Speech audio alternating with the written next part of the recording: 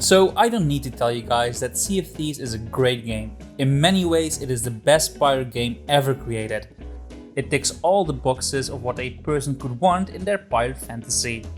With the exception of, naming your ship and, having crabs and all that, but, that we'll forget that for now. And as a Rare fan, I really enjoyed discovering all those Easter eggs to past Rare games. Whether it be a cave painting of our favorite bear and bird, a certain figurehead, or even a certain name of a shipwreck. Making a video about all these references is an awesome idea and something I will probably do in the future, but this video is all about pirate themes in past Rare games. You see, Sea of Thieves might be the ultimate pirate game, but Rare has a long history of using pirates and pirate themes. I'm sure some of you guys know that Pendragon had 4 games of his own before he appeared in Sea of Thieves.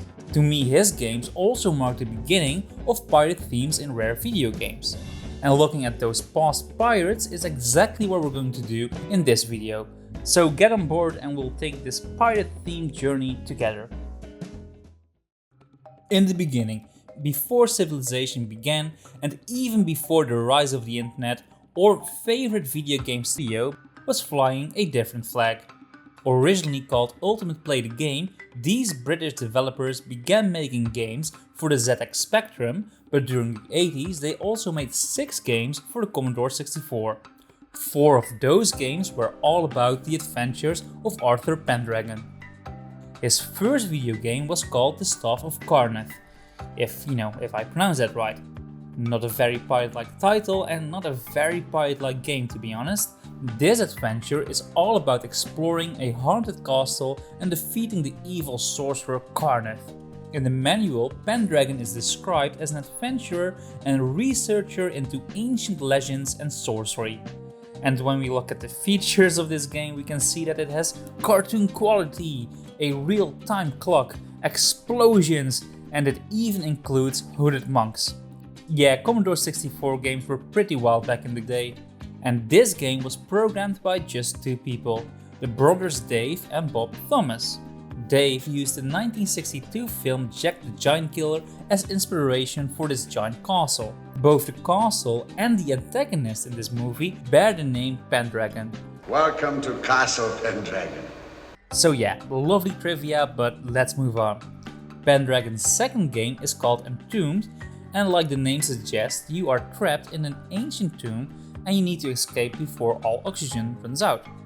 I guess Pendragon has some massive lungs that need to be filling, and again our protagonist is still described as an adventurer. But his pirate roots soon saw some development with the third game in the series called Black Witch. Instead of a haunted castle, Pendragon now finds himself aboard a haunted galleon called the Black Witch. In this game you are killing skeletons with your magical sword, and your ultimate goal is to rescue the soul of Captain Richard Cavendish. So yeah, magic swords, skellies, freeing souls, you get the picture. This sounds a lot like the Arthur Pendragon we now know today. And of course the Black Witch is the same ship that can be found on Shipwreck Bay in Sea of Thieves. And yeah, most people might know this, so let me put in some more trivia. One of Arthur Pendragon's crew members in Sea of Thieves is referred to as Cavendish, and she is the daughter of Richard Cavendish from the original game, something that is reconfirmed in one of the Sea of Thieves comics. So yeah, quite interesting. His final game on the Commodore 64 was Dragon Skull, where Pendragon was trapped on the island of the same name. The goal of this game was to destroy the Skull of Souls. Again, this reminds us of Sea of Thieves, but sadly this game is also regarded as the weakest of the series. So, after their ZX Spectrum and Commodore 64 era, Ultimate Play the Game was ready to go next gen. They changed their name to Rare and started making games for the Nintendo Entertainment System. Most of the games made in this era were licensed games or ports from other systems. And even though they made a lot, and I still need some more for my personal collection, I couldn't really find that many pirate themed games, with one obvious exception, Sid Meier's Pirates, a port from a Commodore 64 game. And since this is a port, I won't go into that much detail, but technically this is their first pirate game after adapting the name Rare. Also, unlike the original game, the resource tobacco was renamed into crops since Nintendo didn't want tobacco references in their video games. Luckily, as time went on, Nintendo got a bit looser with their restrictions. So, in 1994, the company changed the name yet again, this time to Rareware. And just like before, this name change came with the start of a new era. Many fans, myself included, consider this the golden age of Rare, an age that lasted to the early 2000s. The first game released with their shiny new logo was Donkey Kong Country, and for the most part this game is pretty light on the pirate references, but every time you completed a world in this game, a ship keeps creeping closer. And when you're finally done beating all the levels, the final boss fight against King K. Rool takes place on his gangplank galleon. The music in this final fight is one of the best in video game history, and during the fight you are dodging massive cannonballs while waiting for the next moment to attack. Pretty straightforward, but still a great fight and a big hint to what we could expect in its sequel, where King K. Rool changes in his first alter ego and rebrands himself as Captain K. Rool. The next Country game, Diddy's Conquest, is one of the best 2D platformers ever created and is boasting a heavy pirate theme. Not only did our main villain dress up like a pirate captain, he even holds the only blunderbuss known to man that can one-shot you from a great distance. Not only this, but he also ordered his Kremlin crew to adapt the same theme, even going so far to amputate his foot soldiers so they fit his pirate fantasy. Say what you will about King K. Rool, but he is devoted. Some of the levels in this game even take place on a pirate ship. From the main deck of the very first level to a storage hole that is filling up with water, and even a level that has our conks jumping from yard arm to yard arm. And even in the other worlds, the pirate theme lingers on. So yeah, a great game with a wonderful theme, and this is also a game I can go on and on about, so I won't. Between the release of these country games, Rare also developed the arcade game Killer Instinct. This game later got ported to the SNES and also had a couple of sequels. The Cutthroat ship set is actually inspired by this franchise, and if you want to know all about this set, you're in luck since I made an awesome video about this ship a couple of months ago. Which will be in the link underneath this video. The reason I bring up Killer Instinct, aside from self-promoting my own videos, is because of Spinal.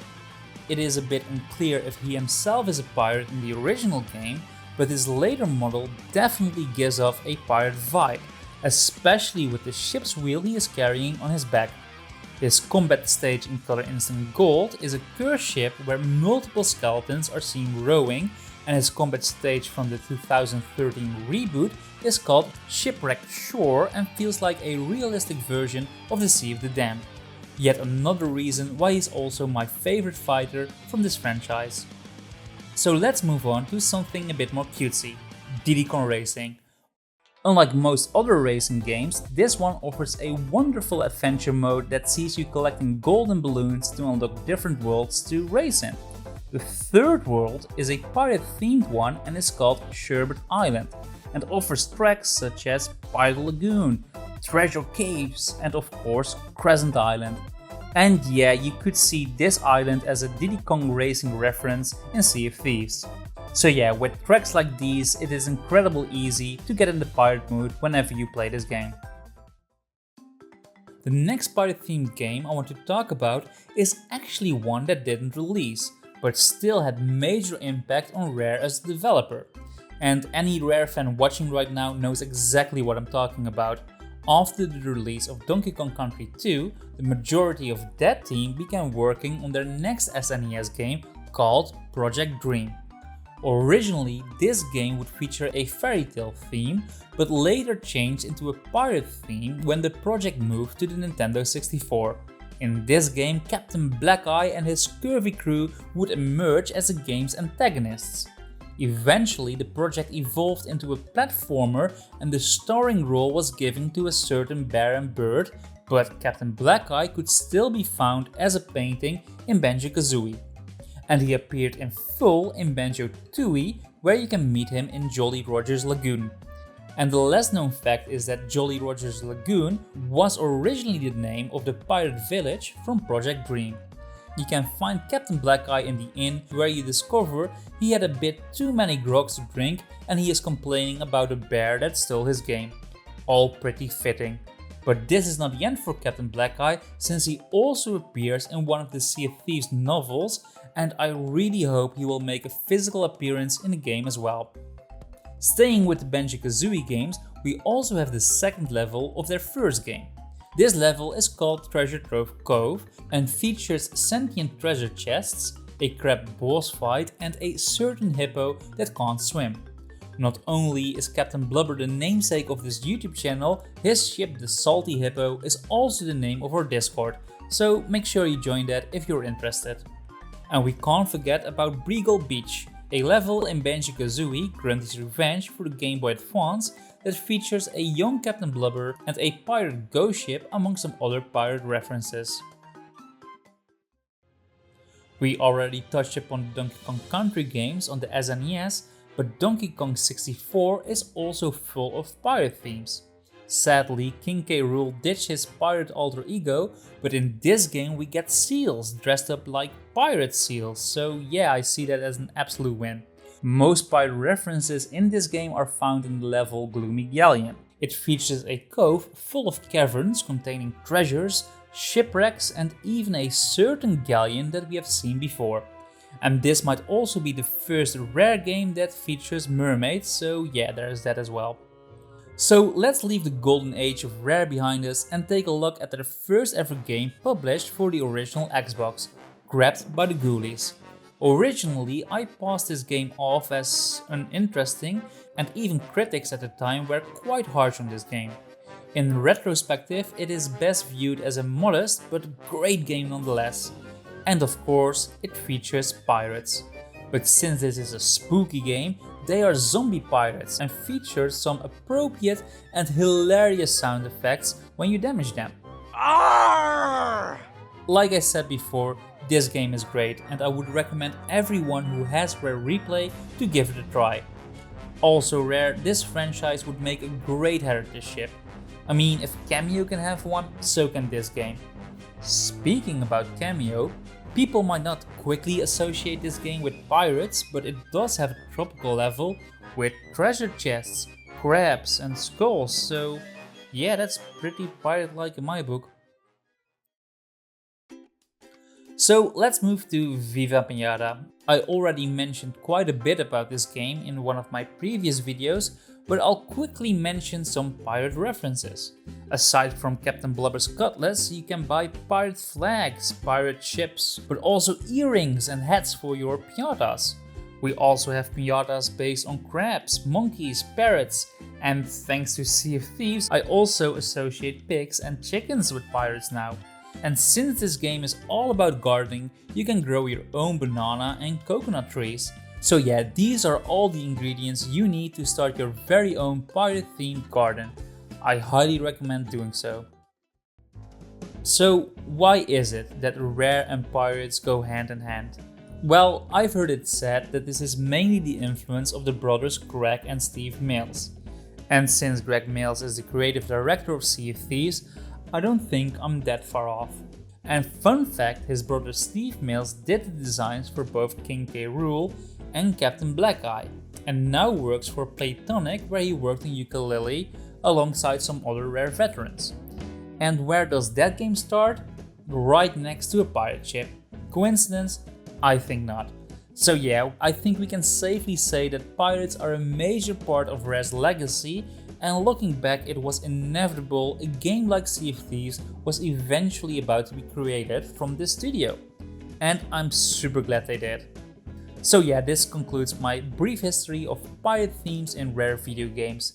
This was actually my biggest project I ever did, and it's also a video that I wanted to make ever since I started this YouTube channel. So I'm really happy I did it, and I'm also I also really hope you enjoyed watching this. If you did, leaving a like is very much appreciated, and let me know your experience with pirate themes in video games. Even if they aren't related to Rare or even video games in general, I would love to read it in the comments. So, thanks again, steal some treasure, drink some grog, and have a beautiful day.